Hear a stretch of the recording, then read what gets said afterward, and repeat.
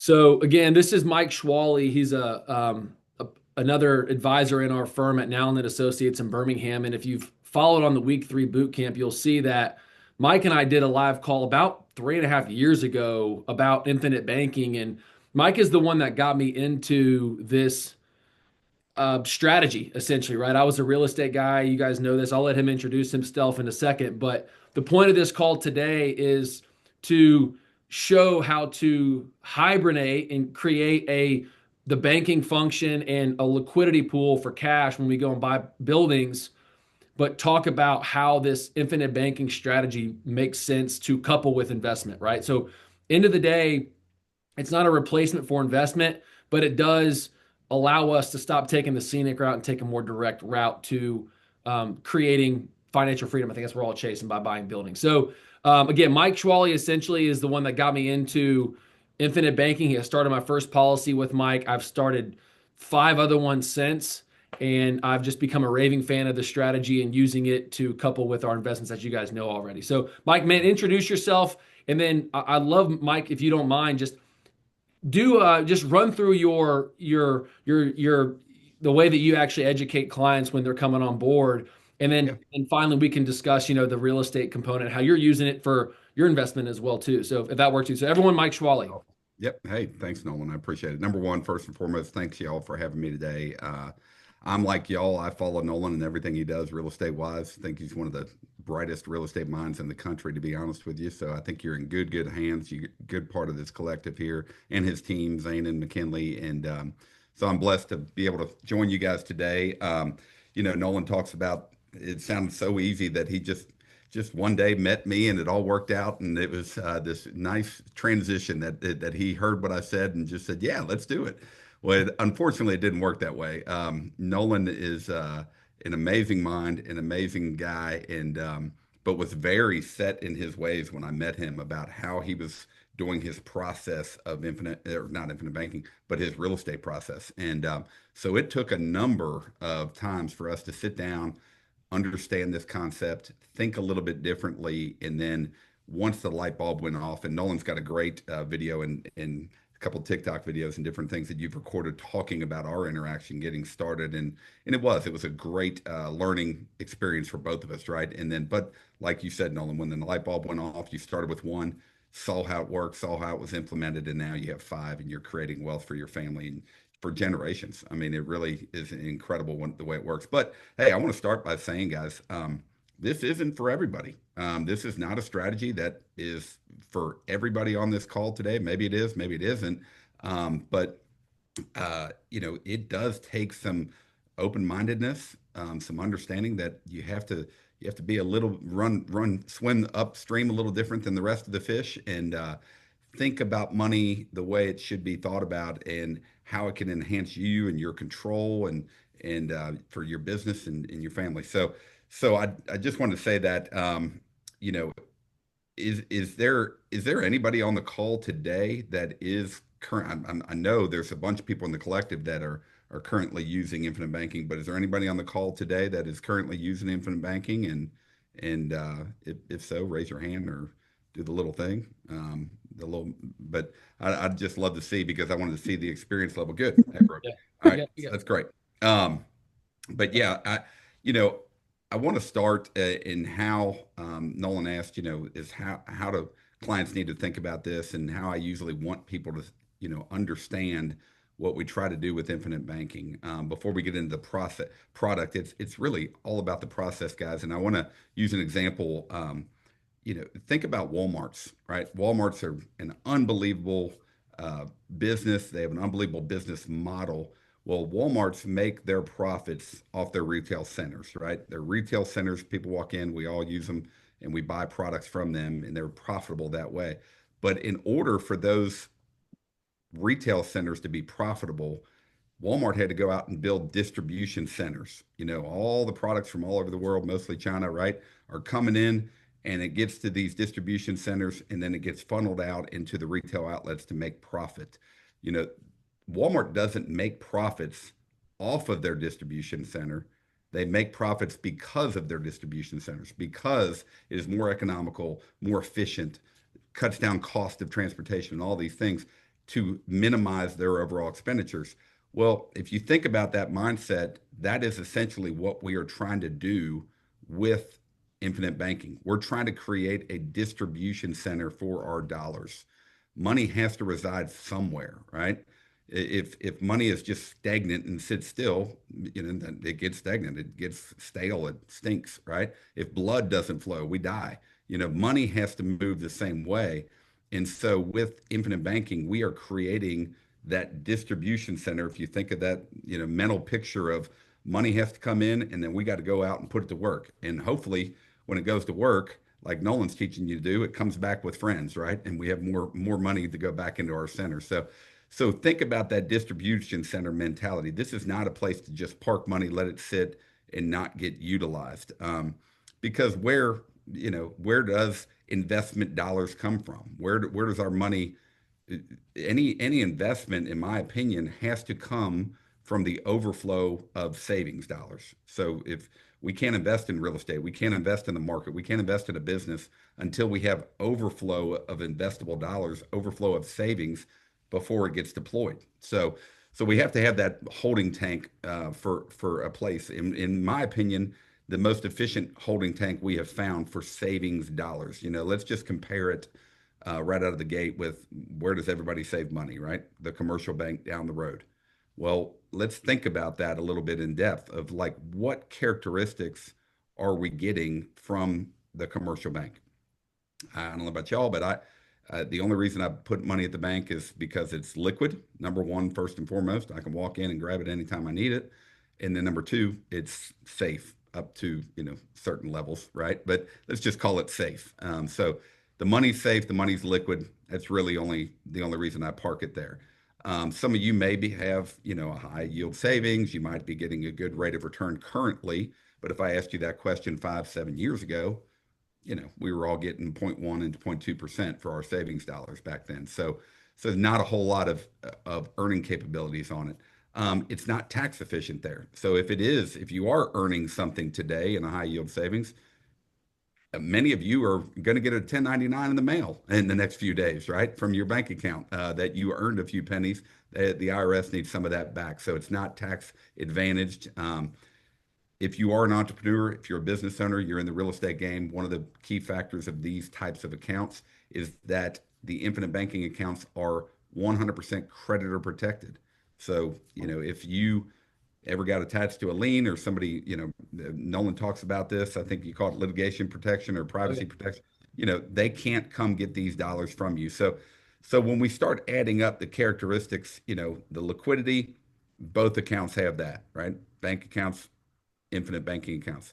Safety, both accounts have that.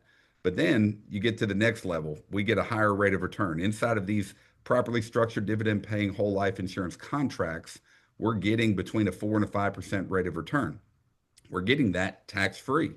So if you think about tax wise, the efficiency there, you're looking at about a 6.5, 7% money market or high yield savings that you would have to get each and every year to compete with the rates of return in this thing. And I don't want it to become about rate, but let's just, call it for what it is. And then the creditor protection is another nice added feature. But then the big one that we're going to talk about the most today is what we call and what Nolan has educated most of you guys on is this uninterrupted compounding of our dollars. What does that mean? We don't have any other vehicles out there that provide that. But the best analogy, that I can give first on how the money works is your a line of credit. Everybody here is familiar with a HELOC.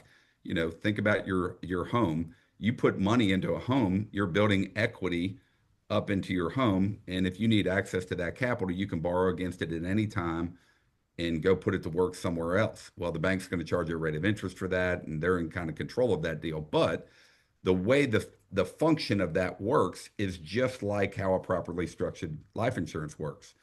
We build up cash value equity into our policy.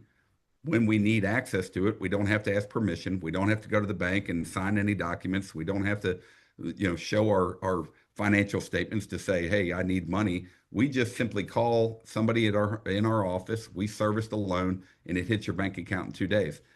But just like a HELOC, when you borrow against your home, the value of your home does not go backwards. You don't lose value of your home. If your home is worth $1 million and you leveraged 500,000, your home's still worth $1 million and hopefully appreciating. Well, inside of a life insurance contract, it works the same way. You have cash value that is appreciating each and every day, every month, every week, every year, tax free, and that's a guaranteed appreciation. And when you leverage it, your money's still compounding while we leverage and the uh, I'm just going blank on the word, the collateral, excuse me, the collateral of that loan is our death benefit. So that death benefit is the asset in the insurance company's mind. We don't do it for death benefit. We get that ancillary benefit that comes with these contracts, and we have all this death benefit. But when we leverage our dollar, we're putting a lien against the death benefit. So if we get hit by a bus walking down the road the next day, the insurance company has a no risk loan. They're going to pay that death benefit claim minus whatever loans we have outstanding. So that's how this thing is able to function. But let's get into a little bit of the utilization of it. You can share your screen, Mike. I made you the host if you'd like to do that. If I it's didn't. Man, I honestly, Nolan, I was gonna PowerPoint these guys to death today, and I apologize for no visuals. But when I PowerPoint and I show people visuals, a lot of time what happens is, you see an example and you're like, wow, that doesn't fit me. He's talking to somebody sure. else, and I just want to keep this pretty conceptual for you guys. But Cool. I think we Cool. can all talk through some really simple case study examples. And I'm going to start with myself personally.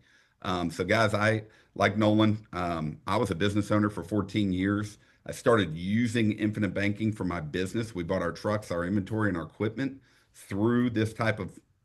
I had a business partner, a 50-50 partner. We needed insurance. We needed a buy sell agreement. We established the buy sell agreement by using this properly structured product, and it solved for the insurance need. But we also had the need for capital, and that was a much bigger need than we needed insurance.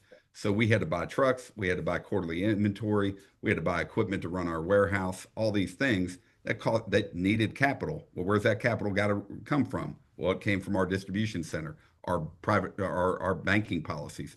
So we would buy equipment, refill our policy, rinse, recycle, and repeat. Well, when we sold the company, easily he parted with his policy, I parted with my policy. So I've had that policy now for almost 16 years, and it's grown over the years. I've added more, like Nolan. I've got 7 of these contracts. I put a lot of my liquid dollars into these contracts, and that's where it resides. Well, my wife is a works in the school system. Goes into this case study. So my wife goes into a school system, works in a school system, and she walked into the teacher's lounge one day.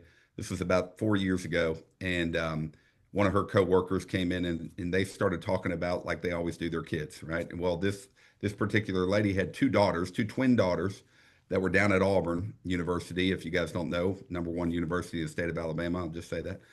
But Auburn University, not Alabama, Mac. All right. But Auburn University has a great, they were down there and they were finishing up, they were getting done with their masters. But both these girls did not live together. They lived in 2 separate units, and they had 2 separate roommates. So you could see that these parents did not really see these properties as investments, so to speak, because they were having to pay. They weren't making profit on these things. They were losing money every month, and they've been doing it for years. And so the wife of this couple came in and talked to my wife and said, "Man, we've got to unload these two condos." And my wife said, "Oh, what do you have? Our daughter's a junior in high school. She might be going to Auburn. We may be interested." And she said, "Oh, that'd be great. And she just spilled the beans, guys. She just like your wife, you would be strangle her if she ever did this. But That's right. she basically she said, "Oh, well, we bought them for about 150, and we want to sell them for 175, and we just blah blah blah, and they're newly renovated and this and that, and we've put so much money into these things, and we just need to get rid of them." Well, my wife came home and told me that story, and just like you guys, I'm not a real estate guy, or I wasn't until then. Came home, I immediately got online, did a very minimal research, and noticed that they were on sale for 225 and 215 and 218 in that same complex. And I said, "You call her tomorrow, you tell them don't list them. I'll have you a check by the end of the week, and let's close on these things, and we're going to buy these things for cash." Right. And so all I did is called up my insurance company. I told them to send me they sold them to us for 175 a piece. I got the cash that came in from my policies. I paid cash for those two properties. We closed on them with no closing, we had closing fees and those kind of things, but no realtor fees. So we avoided some of that. So even though the husband wasn't real happy that his wife did that, at the end of the day, he was out of the deal and got paid a nice check, and he walked away and actually ended up picking up the closing costs, believe it or not. So Nice. worked out really well for me. Got two tenants in there, getting around 1950 a month from them on each of those, and it's been a great deal. Well, since that time, um, I did the math. Now this is the infinite banking part of it, guys. I'm just going to use ballpark numbers here, but I have about $450,000 of cash value that's earning for me inside of my various policies. Borrowed out around 350 or change of that. As that 3,800, it's called $4,000 a month is coming into me, I've got to pay some HOA, so about $3,600 is coming into me. Where do you think that money is going? Right back into my savings account, right back into my policy, and I'm going to be paying that loan off. It's going to take me around roughly 7.5 years to pay myself off. Just money's going back into the policy. Now, that money that goes back in is my money. So if I need it for repairs or replacements or another opportunity that comes along, I can use it at any point in time. If I need some of that $3,600 of cash flow, I can keep it and I can send $3,000 a month back to my policy or 2,000 or whatever. I control it. I'm the bank. But here's the math on that. At the end of that 7.5 years, my policy is going to grow over $230,000 tax free, risk free, with no obligation. I mean, it's just happening in the background contractually while I pay off two notes to myself back into my policy. And now at the end of that 7.5 years, I'm going to own $400,000 worth of real estate easily, free and clear. And my policy group, my money was working in two places simultaneously. And it took time, it took years for me to build up that kind of capital inside of my policies. But that's what opportunity comes along. We have to have capital. We have to take advantage of that when we can. And that was my real life story. And I'm in the third year of renting those things out now and got some great tenants. What's the beauty for me is it's an hour and a half down the road from where I live. About 15 kids from my high school. McKinley actually went to that high school. So McKinley knows that there's a bunch of kids that go to Auburn every year. I know their families. I know who they are. Pretty easy. It's not passive income like Nolan's teaching you as much, but it's pretty close. So I it's been a thought there was great a good opportunity for thought. me. Yeah, I thought there was a good thought there for everyone to comprehend for a sec was, you know, Mike's wife was talking to this lady, call it on a Monday, and the next day, Mike's wife says, "Hey, we'll do that deal." Mike has the agility to close on a Friday. Now, maybe you took a little bit more time to do title and things like that, right? Of Yep, course, like yep. any other closing, but think about the competition. He's in competition with everybody else. Think about the velocity that, because to me, that's what I think is what allows us to tie good deals up is when you have the agility to go and tie them up with cash, right? Like, for example, I mean, whether it's an escrow account or whether it's something else like, for, a down payment or whatever, when Mike had the ability because of the liquidity, it allowed him to take advantage of that deal that maybe would have been listed a month later and the pricing would have been in the 220s, paying realtor fees, it would have been taking a lot longer, whatever. Basically, he was able to take advantage of a deal because he had liquidity available. I mean, that's something to me it's important to all of us, really. Is just how quickly can we do deals and then turn them and burn them and go to the next one? Fantastic. And I share that story not to say, guys, look at me. I promise you, it's just I didn't want to use any of my clients. I work with a ton of real estate investors, and so does Nolan, and we could give example upon example of this, but just a great, like you said, Nolan, opportunities are going to come in if we have the agility to take advantage of those. We've got to have the capital to do so, or the access to capital, right? And that's what this strategy has given me. The beauty of it is I didn't have to tap a line of credit that I had to go get permission to use or have somebody else control the payback terms and that kind of thing. I can use my own capital and treat it. I'm the bank. I'm the owner of the bank, not the customer. I'm actually both. Let me be frank. I own the bank and it's earning for me each and every day because I built it. But then when I need access to capital, I can go leverage it anytime I want, no questions asked. But here's another real quick example on a different kind of strategy. Got a number of clients that have been working with me for 10, 12 years, built up a lot of capital and didn't know a whole lot to do with it.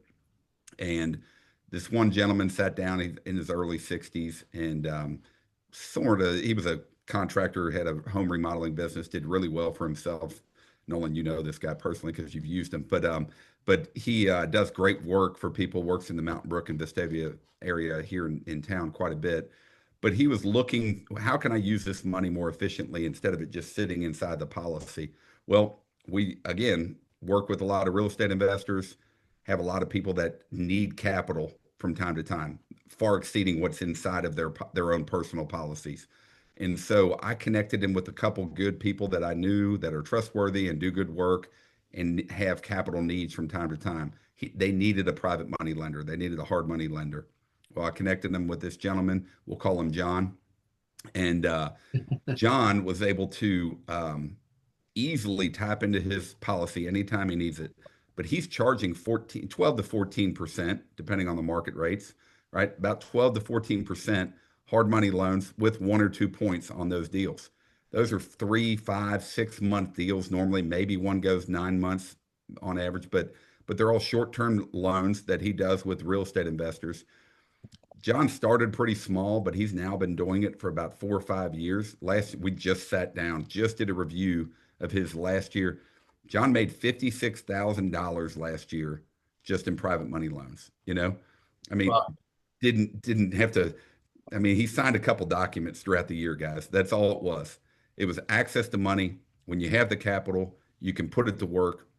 You want to talk about truly passive? I mean, that's a guy that's just made an extra 56,000. That was net, by the way, $56,000 a year that he just put in his pocket because that's just another creative way. You can become the bank. Other people need capital. You can do these kind of deals. He's always first position on all those notes. He structures the deals to be where he's in safety, have some safety, right? There's always risk in anything you do, but that's just another example of how you can put money to work.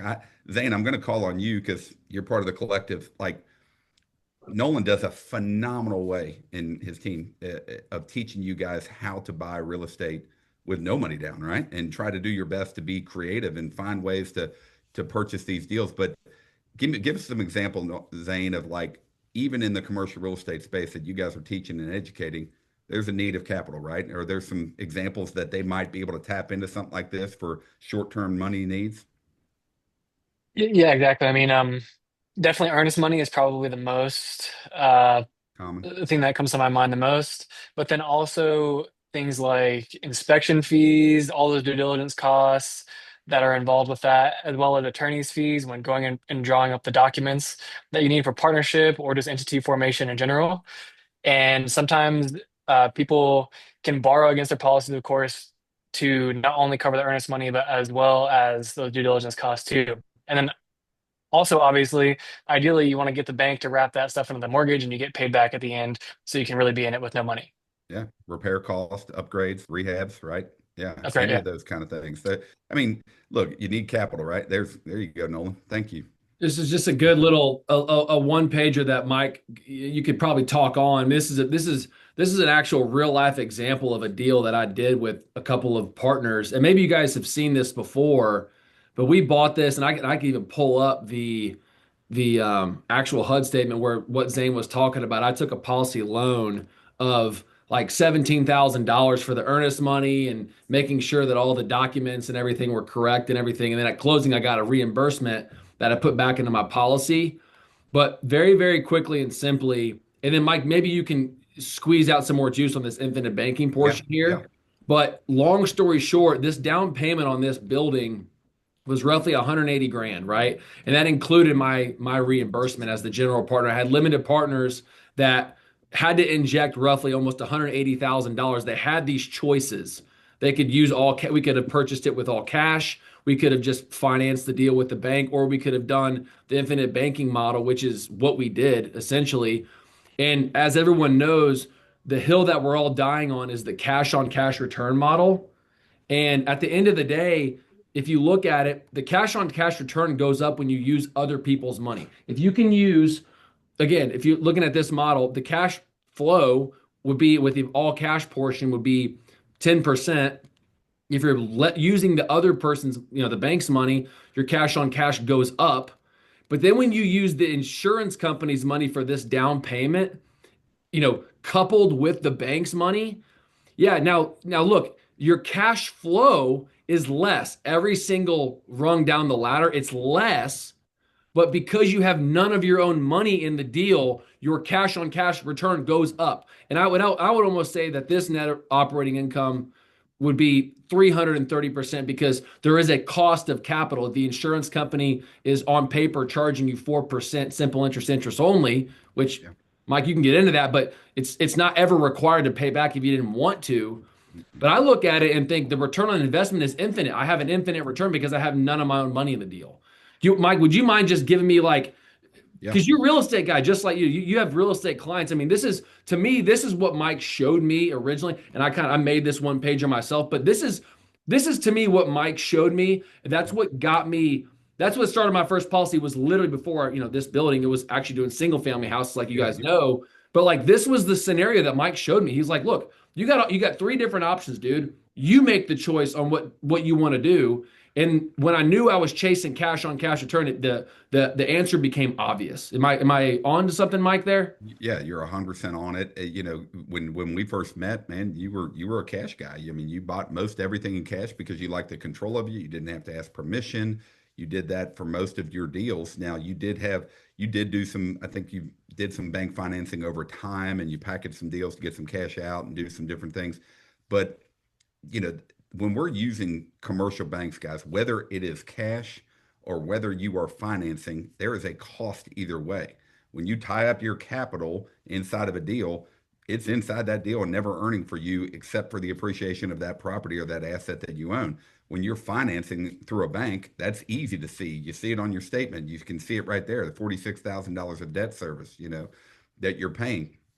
But with option three, we are putting our money into a properly structured dividend paying whole life insurance contract. That money resides in there every day, every month, every week, every year, earning for you. And when we leverage it, it doesn't get interrupted. It's Right. continuing to compound, whether you have that money outside for 6 weeks, 6 months, 6 years, or never repay it at all. That money is still growing in the compounding in the background. Now, yes, as mentioned, Nolan mentioned, we are paying some interest on that money to the insurance company. But we're talking pennies to earn dollars. Who You know owns the that insurance company though? yeah, That was the kicker to me. Is like I own it. At the end of yeah. the day, who gives a shit? Like, You're a yeah, partner in that I deal, don't and the care. profits get returned to you in the form of a dividend. It's a wonderful solution. This is what the wealthy do, guys. Nolan says it all the time. What the wealthy people do, they buy assets, allow them to appreciate, leverage those to buy more cash flowing assets. That's all infinite banking is. It's another tool in the toolbox for your capital. It's that distribution center that we want to create for our clients. Now, we're talking real estate. I use this for equipment financing. I used it for inventory. I have clients that have furniture stores that they buy the inventory, they sell it off for 6 months, and they replenish it at the end of that time period.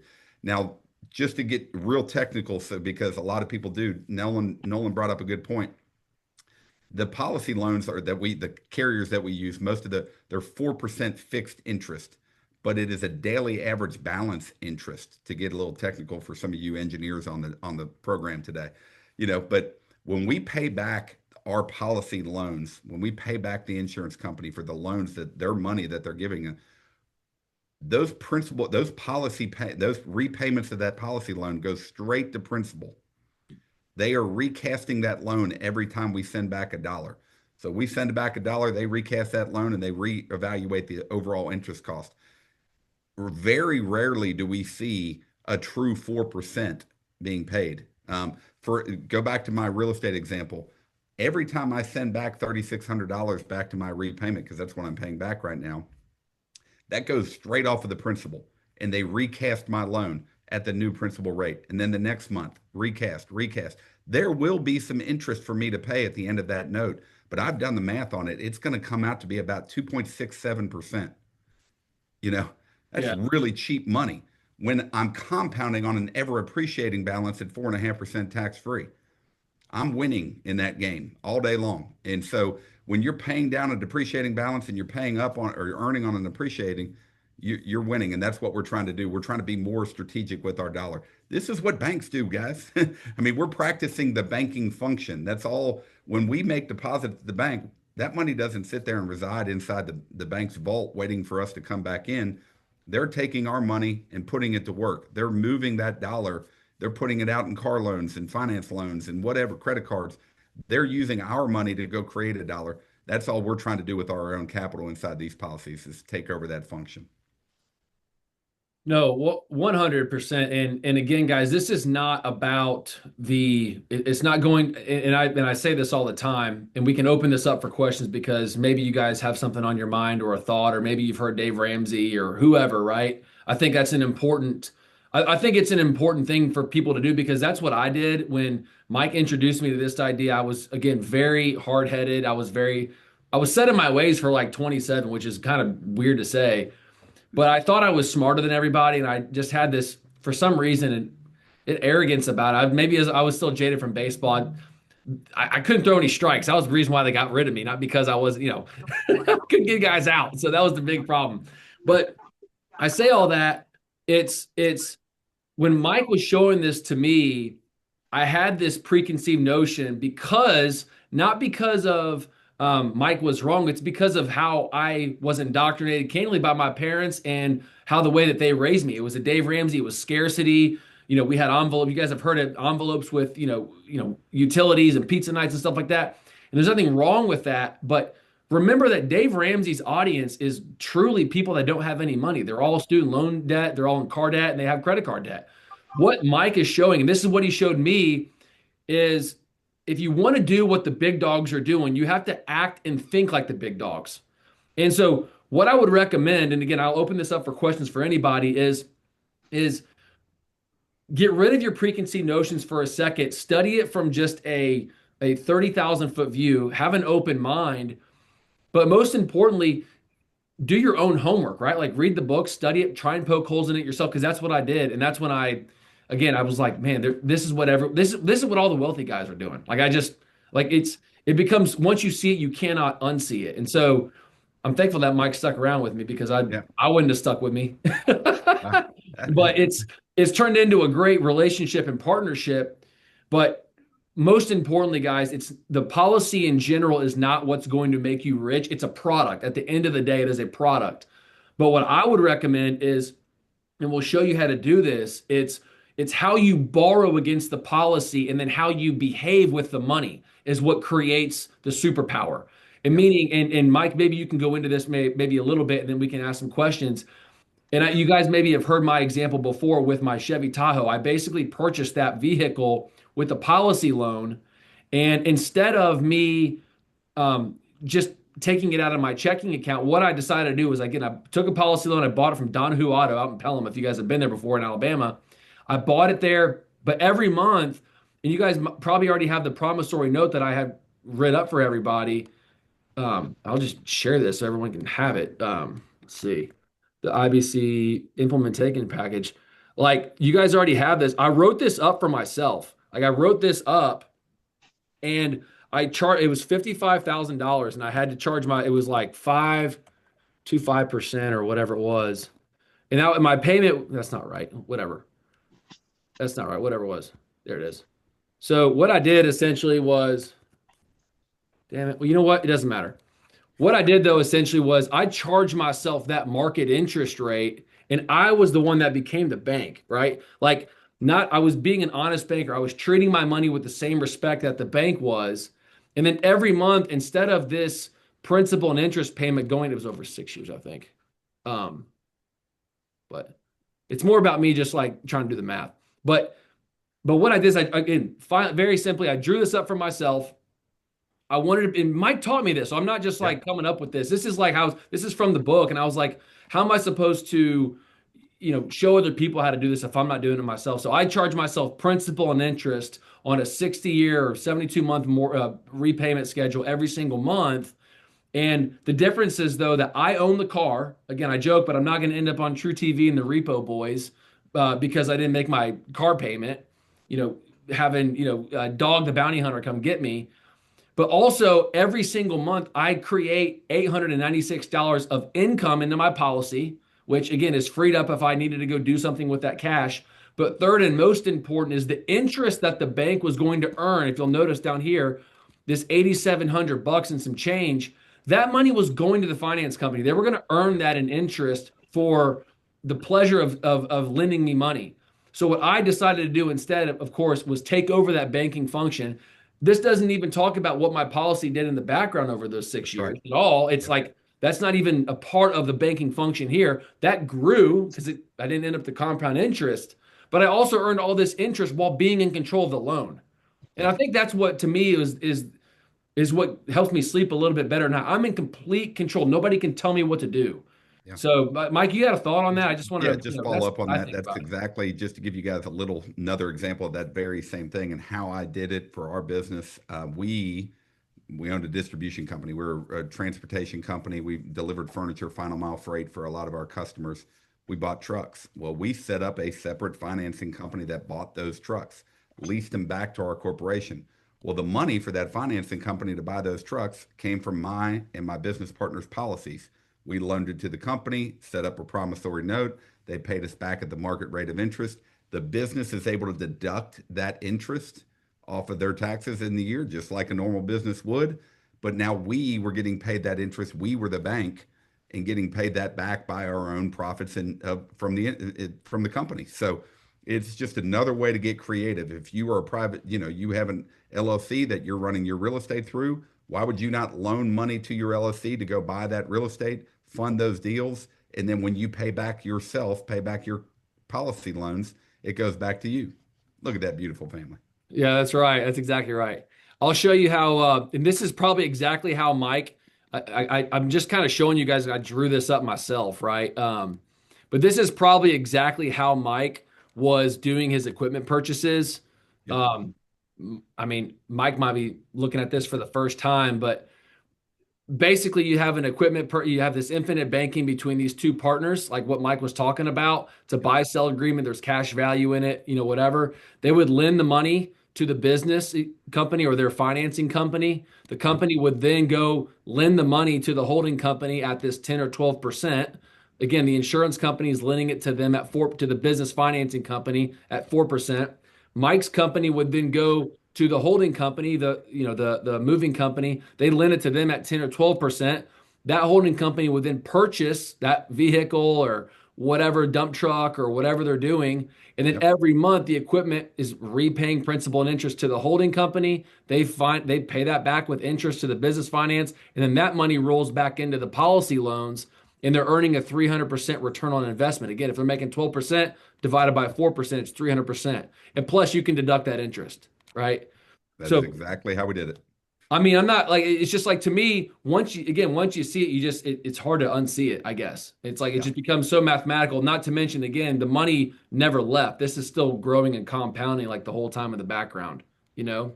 And look, guys, we're talking big picture stuff, big idea Right. things, and because that's what you guys want to do. I've broken this down. This is how I pay for vacations. This is how I pay for cars, like Nolan did with his vehicle. This is it, money has to flow from somewhere. This is where my money flows from because I want my dollars that my wife and I are working hard for and saving up for to earn continuously. That's the banking function, that mindset that you have to shift to. It's not about insurance. It's not about the product. Yeah, 4 or 5% tax free is great, but it's not about those returns. It's Right. about what I'm doing with the money. That's where I'm going to make wealth, true wealth. This just happens to be the best warehouse for that capital to reside. I love it. That's awesome. Okay. I see Brent just shot up a hand here, man. Yeah, we'll open this thing up for questions, man. Yeah, so bring it on.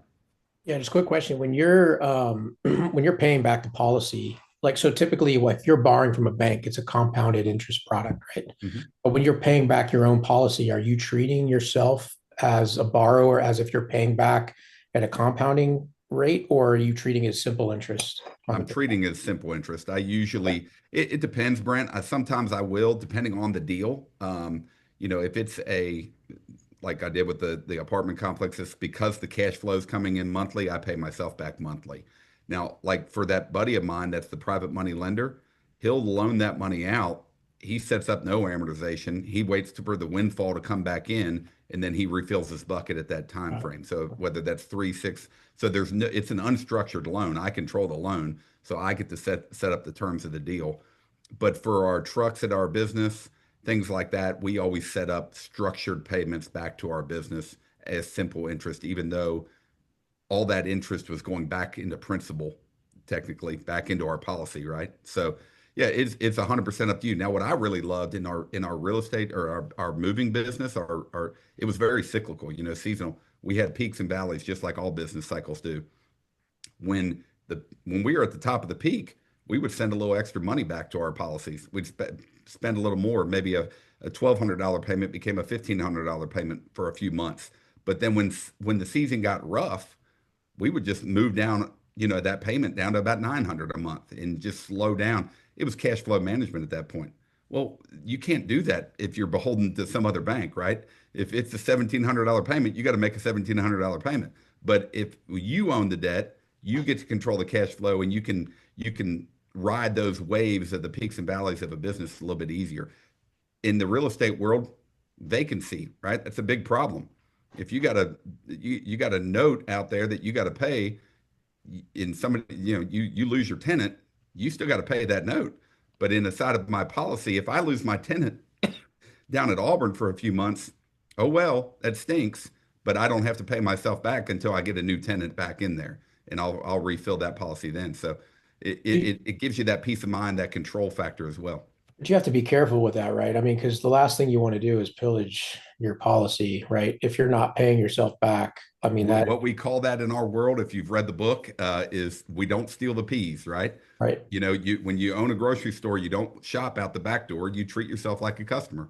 right. And so you want to be a good steward to your money, just like the bank. We want to treat our money just as good as we treat the bank's money when we borrow from them. Yeah, So that's a great, great point, Brent. if Thank you. you run into issues, you're still going to accrue that debt liability and pay yourself back. But you give yourself some flexibility on the when, but you're not changing, that obligation. That's right. Yep. It's a great point.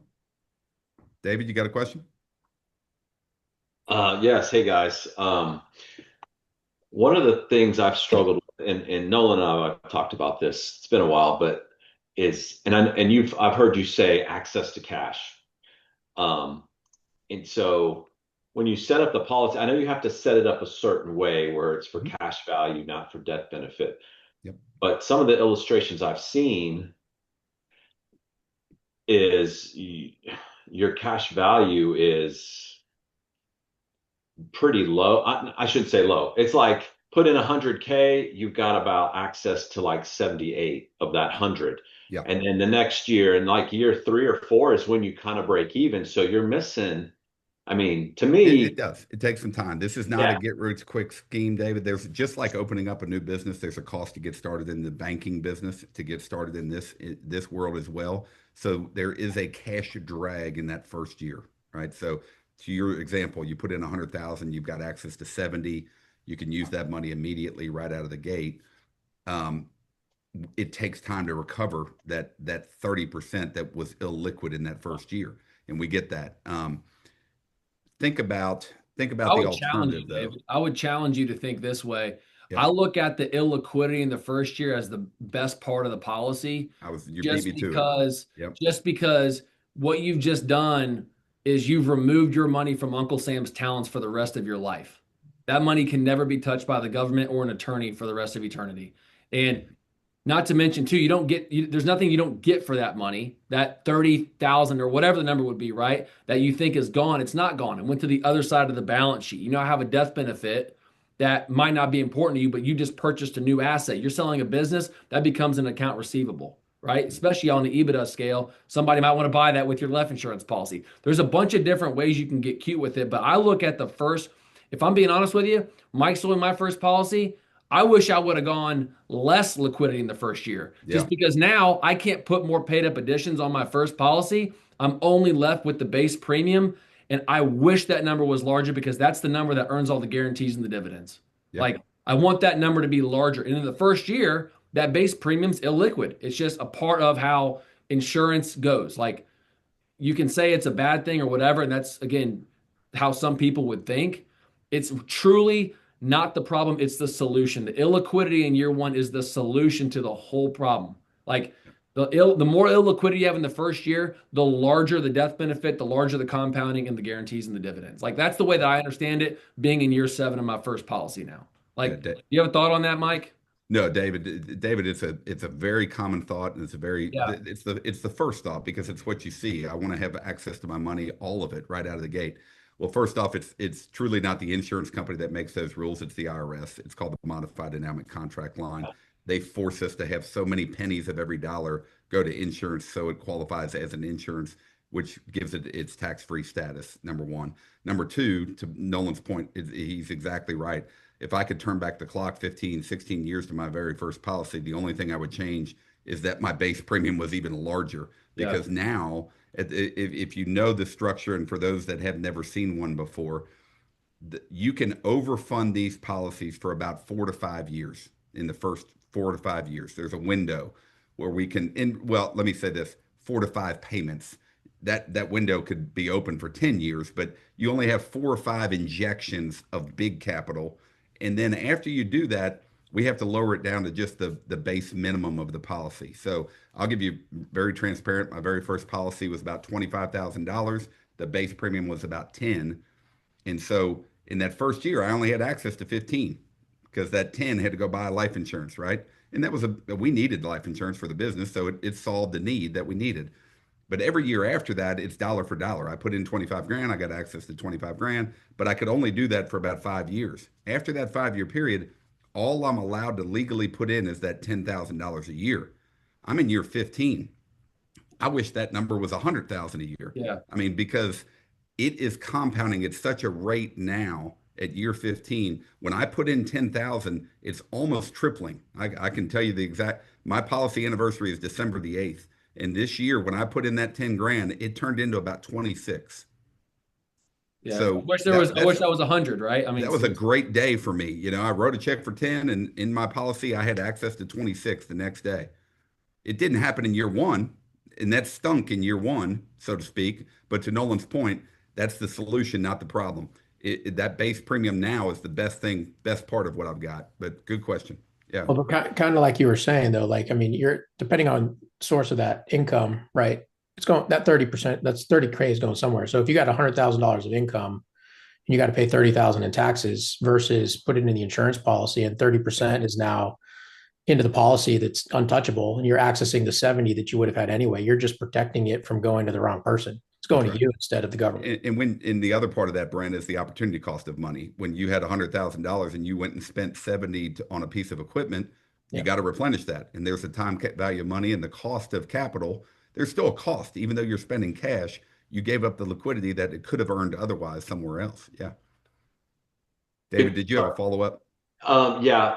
I got, I guess, not somewhat confused. So the dividend is based off the premium, not the paid up edition, not that Correct. extra you put in the first few years. Correct. Yeah. The size Okay. of size of your base premium determines that dividend that you're going to get. So the larger the base premium, the larger the dividend. So uh, Nolan will tell you, the gentleman that wrote the book on this, Nelson Nash, Yeah. he went down, in his beginning policies were all base premium.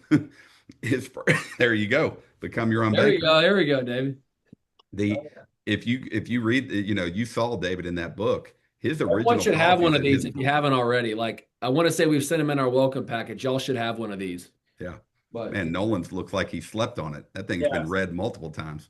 Um, seriously. but yeah, the in his book, he talks about his brother sold him an all base policy, no paid up additions, right? And he thought it was the worst thing ever because he didn't structure it the right way. Well, 25 years later, it was the best thing he had because the dividends were just going nuts, you know, because it was all base. But yeah, it's the construction of the policy. And again, the policy is what it is. What you're going to do with the policy is what matters. It really is. I mean, that's how, what you're going to do with that capital, that's where you guys are going to make wealth. I mean, that the policy is going to do, that's what I love whole life is what you see is what you get. I can sit down with clients and show them, hey, John, you're going to be here at year 10, year 15, year 20, not 25, not hopefully contractually. That's just the way these things work. What you're going to do with it is what's really going to earn you guys the big coin. That's right. Great questions. Anybody else? Hey, Michael, I got a question. I got a policy I've had for about 5 years. I got one for myself and a couple on one on each one of my boys, Yeah. and I built it up to where I probably got about 200,000 in cash value. Fantastic. I don't have any outstanding loans. I had and I paid it off. I also have a line of credit with my bank on some residential properties. Mhm. I'm fixing to make a couple big, well, big for me, but my wife's been beating on me about a pool, so I'm gonna finally, do that. It's gonna be about 100 grand. So I'm gonna, my plan was to use some of my cash value to pay for that. Yeah. But we also have a land deal that we're looking at doing, closing in March, and that's about another 100 grand. So should I use all my cash value money to knock those two things out, in your opinion, or should I use my thought was use half of it, or use for the pool, use the cash value, and for the land deal, use my line of credit. So I wanted to get your thoughts on that, if you don't Yeah, mind. no problem. I mean, now I don't know the structure of your existing policies. I don't know what the loan rate is and that kind of thing. I'm not sure who they're with, but I don't want you to expose all that. You don't have to. But my guess is that line of credit is probably what, 6.5, 7%. 7%. Yeah. I Yeah. mean, so Cash value is like 5.6 okay. with a 4% return. It's through Guardian. Okay, so you got a That I've got. variable rate on your loan. So I mean that's fine. There's nothing wrong. I mean it's still cost of capital is going to be 5.6 versus the other, but you are earning on that 4% simultaneously. I mean I personally would take it all out of my policy. I would leave that a HELOC alone. And that HELOC is More great. There's control. nothing wrong with that. I've used HELOCs before. Usually I'll use a HELOC back in the day when I needed an extra injection of capital. I did some real estate syndication deals, and I had 100,000, but I wanted to put in 200,000, so I borrowed from a HELOC for a while and put a little extra capital into those things. So you can HELOC makes sense when you're earning 25, 30% on that deal. But for a pool, there's no, there's a lot of human equity that you're going to get out of that thing. You're going to have some quality time with your family, but there's no return on capital there so much, except maybe the value of your home. But it's Right. at least you control then the payback schedule. You can fill it back up on your terms versus the banks, and you're earning some of that interest back because they are, Guardian is a mutual company, so you're getting some of that in returned in dividend back to you. So yeah, I would use the policy all day long. Okay. Yeah, Thank you. yeah. Now I do believe in you have access to capital, so that's good. But I do believe leaving margin in your life, right? So very rarely do I deplete my policies down to zero. I always leave a little bit of margin, just like you would in your savings account. So, in this example, because you have access to capital somewhere else, if Murphy showed up and life throws you a curveball, you can still access some capital. If you didn't have that, I would say maybe don't deplete your policy down to zero. But Yeah. hey, anytime I take a loan, I always have a plan to pay it back. So I would recommend figure out some way to, hey, I'm going to force myself to save that thing and fill it back up over time. Okay. You Thank seem you. like a young guy. You got plenty of time to do that. Yeah. What is the interest rate on the policy loans typically reflect? Is it like an index, the treasury yield? I mean, LIBOR, what does it look Yeah, it's at? LIBOR. It's going to be based on I mean, it's actuarially built but it's really based on a number of factors, interest rates, LIBOR. But primarily they're looking at the insurance companies have to make profit also, so they're looking at actuarial tables. Life insurance companies are boring. They're buying 30-year notes, they're buying treasuries, they're buying bonds, they're holding those to maturity, 10, 20, 30-year deals. They're looking at their long-term investment portfolio and they're figuring out what can we do.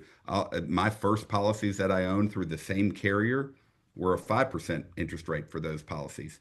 Every 17 years, insurance companies have to go back to the drawing board because mortality tables and things change, expense ratio. So they have to produce new products. I mean, my first policy, the not my first one, but some of the policies I've seen were that they matured at age 101. Now the policies that we create now mature at age 121. Mortality, we live longer, and none of us, maybe some of you guys will live, McKinley will live to 121, but I won't. But that's what they, if you did, they would mature at 121. So based upon those tables, they figure out, okay, we can provide a guarantee of X, we can charge a rate of interest on our loans of X, and they build those things out. And it's permanent, it's fixed. Now, John sounds like they do have some other carriers that use, excuse me, variable rates, and that's fine too. They sort of mitigate the bumps in the interest rate world. So if rates go up, they can charge a little bit more. Sorry, guys. Any other questions? Those are good. And what we can do, everyone, too, is the point of this is just to give, again, a 30,000-foot view of how this strategy can couple with what we're already doing. Again, it's not set to replace what we're doing already. It's just a good coupler. Again, I look at it as a reserve account. Like I said, I'm going on my 7th policy now, which is kind of crazy.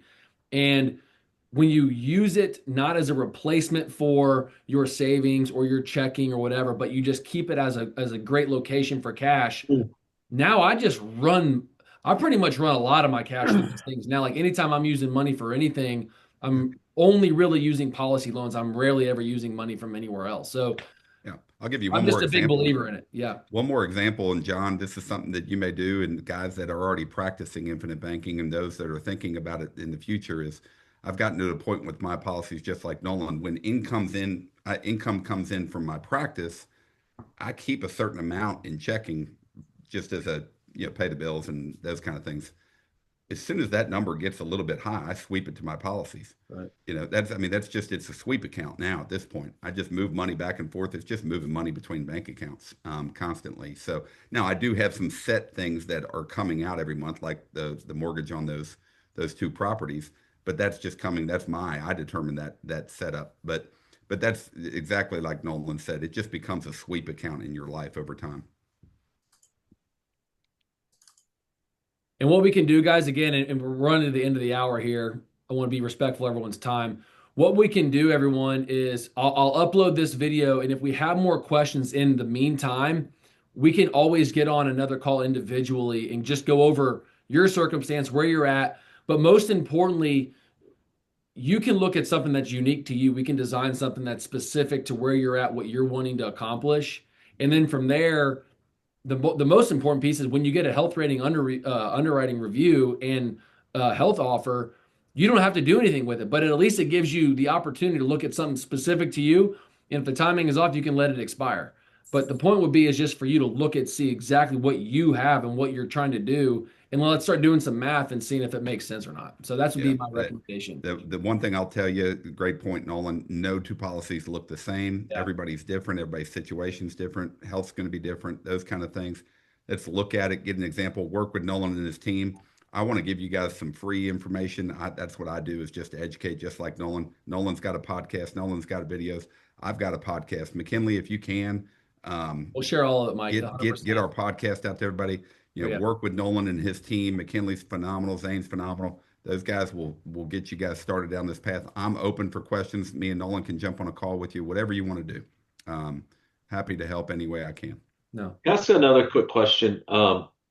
And I know Nelson had like 40 plus policies. This other guy, I think Jason Lowe, has like 77. Like, Nolan, why 7? You got, I guess, 1 on each kid I get, but are you getting them for your properties too? Or just seems like so much more to keep up with, and just. It's not as much as you would think. It's the reason why you have to, well, I have to have multiple now is because when you set the ceiling on one policy, Yeah. I hit a flip or I sell a piece of property, whatever, I can only stuff so much into each policy, or the policy, like Mike would say, would become a modified endowment contract. And then it just loses all of its benefits. So it gets treated like a qualified plan. So when you hit that ceiling on this one policy and you stuff it as full as you can, the only logical move is to start another one that has more capacity. And so every single one of my policies have been larger than the previous one. Okay. I wish I could do the opposite. My first one is the largest because it has the best runway, the longest runway, and the most compounding. Right. But you got to start where you can start. And then over time, you'll just add more to your war chest. That's what I've That's what I've essentially Yeah, done. it wasn't to Nolan. It wasn't a need for more insurance, David, for certain. It was No. a need for more places to park Yeah. capital. Well, maybe So for you, my wife, I might be worth more than I'm more dead than alive at this point. Now I got to watch what I eat these days. No doubt. Put some so poison the in first one is really where you want to try to stretch yourself and get as much as you can. You can. Yeah. It ends up being, you'll never look back. I would say this, not never, of course, but I only look back and say, I wish, I told Mike, like I said, I wish my base premium was larger and I wish I would have started a year earlier. Like it took me about a year and a half before I started my first policy.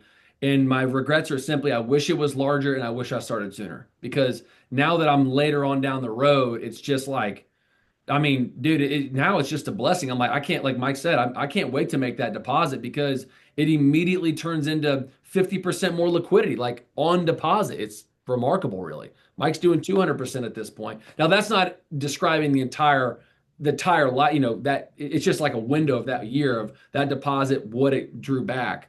Yeah, The it's the internal, cash of on course, cash. is, yeah, the Yeah. cash on cash that year. So, Yeah. but we can all talk about that stuff, offline, just individually. But it is something, and the reason why, and I'll leave everyone like this, is I'm wanting to have Mike on today is not because it's about life insurance, but because this is exactly what I'm doing. Like we're all on this group to buy real estate. This is a more direct route than a scenic route. Like we're all taking the scenic route, doing the checking account thing at the local regions bank or your whatever local community bank. This is a faster rate of speed and quicker. And this is what I'm personally doing. So I think I only want to share this because if I don't, I would not be doing you guys a service that you guys join for that reason. So I want to provide you with as much information. You guys do the studying, poke the holes in it exactly the way that I did, and you'll discover that this is just a great coupler to purchase more real estate, 100%. Yeah. Well said. So, sound good? Yeah, great. All right. Thank you. All right, guys. Well, here's what we'll do. If you do have any questions or thoughts in the meantime, whatever, just shoot us a text, right? Like let's get on the same call. We'll look at the information and where you're at, what you're trying to do, and then we'll just draw some stuff up specific to you, and then we'll go from there. Okay? Got it. All right. Great. Awesome, everybody. Appreciate y'all's time, and then we'll be back in touch. I'll shoot another message on school for next week. I believe we have another guest that's coming next week. If not, we'll be talking about some more real estate stuff too. So appreciate everybody being on, and we'll go from there. Thanks, Mike, for your time, man. You got it. Thanks All for right, the See you opportunity. guys. Thanks, everyone. Take care. Appreciate it.